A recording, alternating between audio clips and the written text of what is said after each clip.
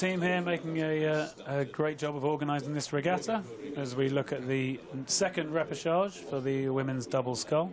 This boat does contain the sister of Magdalena Lobneg, Katerina, in the Austrian boat at the top of the screen in lane 1, and then we've got the Czech crew, the Swiss, Germany #1, and Italy in the foreground. We can see all 5 crews got a great start. Very aggressive again. We see the blades going quite deep again in this Italian boat as they're looking to get the boat up to speed. And then we move on down the course. They're through the 750 mark, so about 850 metres into the race. The German crew had got control, but remember, only 2 to qualify here, so still plenty to be raced out in this second repechage. And well, Germany out at 1:39, which was pretty similar split to the second German crew. So that very strong German strokewoman, Frauke Hunderling from Hanover, just 22 years of age, taking that boat through the 1,000-metre mark. 3:24 through the 1,000, that's just a second slower than the first German crew went through in the other repechage. So it's a nice close race for that qualifying place between the Czech double European champions last year and the Swiss double of Walker and Rosset. There we see in the stroke seats Frauke Hunderling. Not sure she needs the shades today, but they've both got them on, Greg. Yeah, I guess they get used to racing in these things. Very long, aren't they, that double? They're really just hanging in the water. You really see that technique. Just get in there, don't really do too much, but just really use your legs and body together for a long stroke. That's right. And we see the big race here really for the second qualifying place, that Czech double at the top of the picture. Been rowing together as a combination since 2015.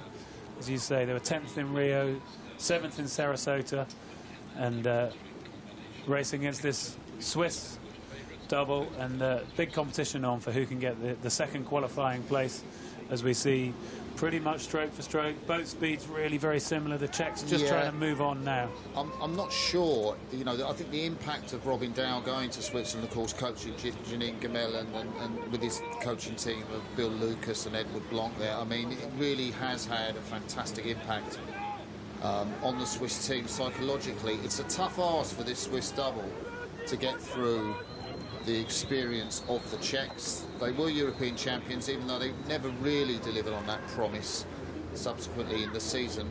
For them, that was their one big win. And look, I mean, last 500 metres, Greg, what would you call it? Well, I think this one's tough to call. I think the German double there held the early lead. These 2 boats beside them really racing hard are going to push the pace on, so the German boat's going to have to respond to it.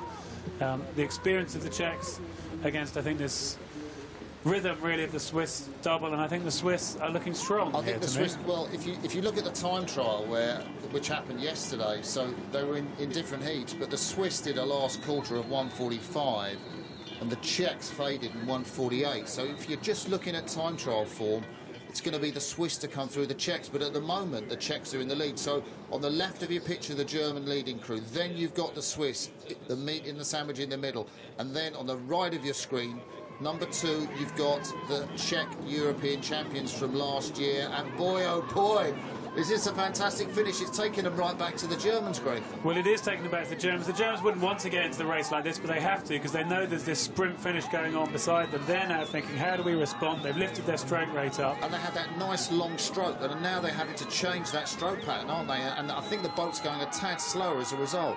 Yeah, you can see it looks just slightly snatched in that German boat. You see in the stroke seat, just those arms breaking a bit earlier than they were before. I still think the German boat's going to be okay as we come in with 15 strokes to go or so, but still anything could happen here.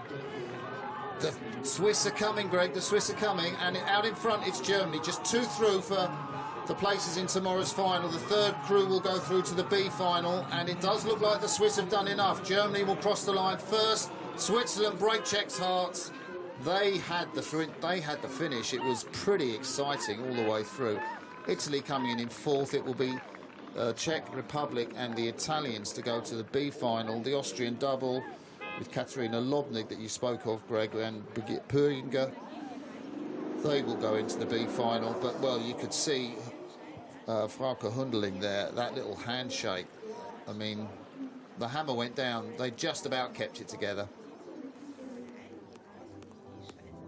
Well, we're pretty sure we know the results. I'm not sure they do on the water. They can see the Swiss are turning their boat around and looking reasonably confident as they wait for confirmation of the result. And we look in lovely slow motion at the tidy blade work. There's nothing deep there. I much prefer the way those German blades looked to some of what we saw in the other crews.